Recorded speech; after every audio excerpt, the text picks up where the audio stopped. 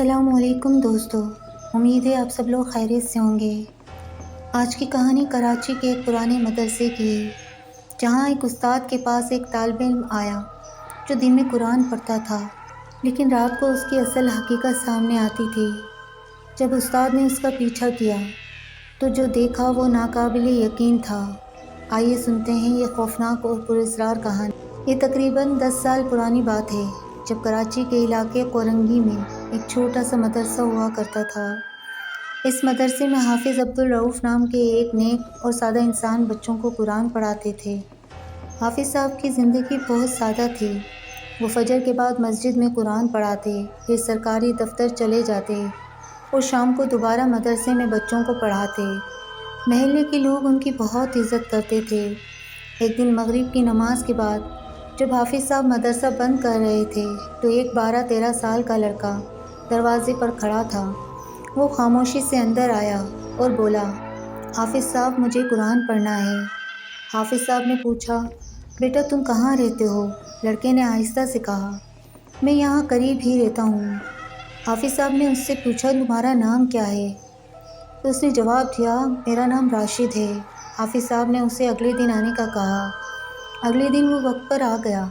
راشد باقی بچوں کے ساتھ بیٹھ گیا۔ وہ بہت خاموش اور سنجیدہ تھا، کسی سے بات نہیں کرتا تھا، مگر ایک عجیب بات تھی، وہ ہمیشہ سب سے آخر میں مدرسے سے جاتا تھا۔ کچھ دن بعد حافظ صاحب نے نوٹ کیا کہ جب بھی سب بچے چلے جاتے، راشد تھوڑی دیر کے لیے بیٹھا رہتا۔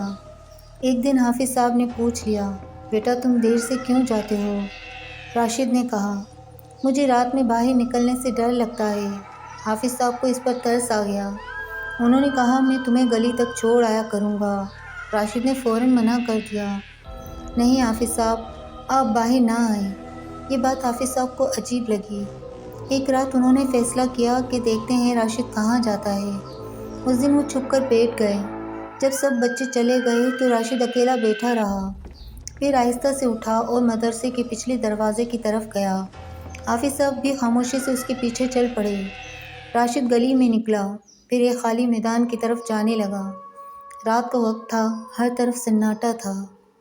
اچانک راشد رکا اور اس نے آسمان کی طرف دیکھا، پھر ایک عجیب آواز نکالی۔ اچانک میدان کے بیچوں بیچ سبز روشنی پھیل گئی اور وہاں 4 سے 5 سائے نمودار ہو گئے۔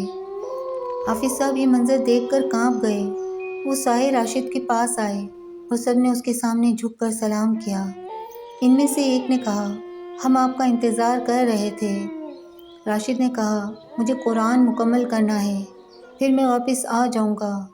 یہ سن کر حافظ صاحب کے پیروں تلے زمین نکل گئی۔ یعنی راشد انسان نہیں تھا، وہ جن تھا۔ اچانک ایک سایہ بولا، کوئی ہمیں دیکھ رہا ہے۔ راشد فوراً پلٹا۔ اس کی آنکھیں سرخ ہو گئیں۔ حافظ صاحب ڈر گئے اور بھاگنے لگے، مگر راشد نے آواز دی، حافظ صاحب رک جائیں۔ حافظ صاحب رک گئے۔